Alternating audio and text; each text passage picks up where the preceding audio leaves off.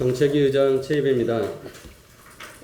다시 국민의 건강과 생명을 위협하는 미세먼지의 계절이 돌아왔습니다. 그동안 우리 바른미래당은 미세먼지로부터 국민 건강을 지키기 위해 어린이집, 대형마트, 지하철 등 다중이용시설의 미세먼지 관리를 강화시키는 실내 공기질 관리법 개정안과 아동 청소년을 미세먼지로부터 보호하기 위해 각급 학교 교실에 공기 정화기 설치를 의무화하는 내용의 학교보건법 개정안, 그리고 미세먼지 측정값 조작에 대한 형사처벌을 신설하는 내용의 대기환경보건법 개정안 등을 통과시키는데 입법적인 노력과 관련 예산 확보를 위해서 앞장서 왔습니다.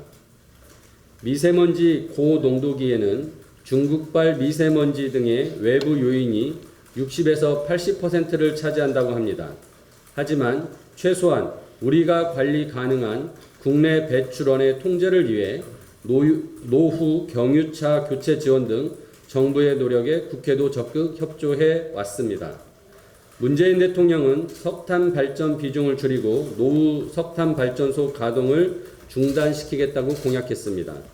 지난 6월 환경의 날에는 발전 분야의 탈석탄을 목표로 한다고 재확인도 했습니다.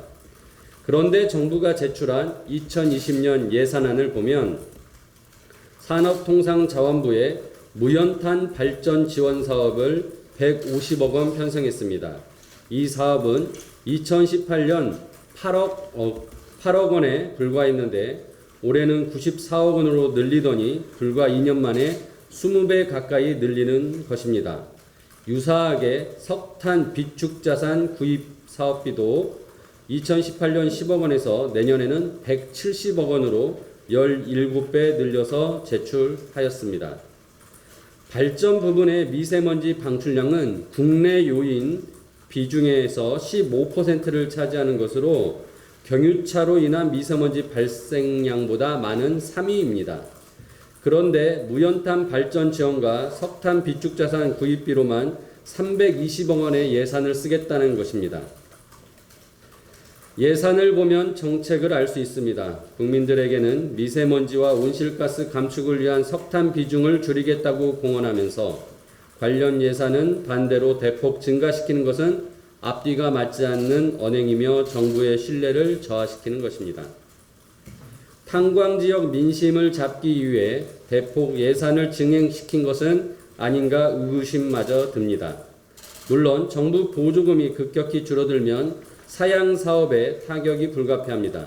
그러나 산소호흡기로 산업을 연명케 하는 방식보다는 구조조정과 관련된 노동자들의 전직 지원을 위한 실질적인 대책이 마련되어야 할 것입니다. 정부는 이번 예산 심사에서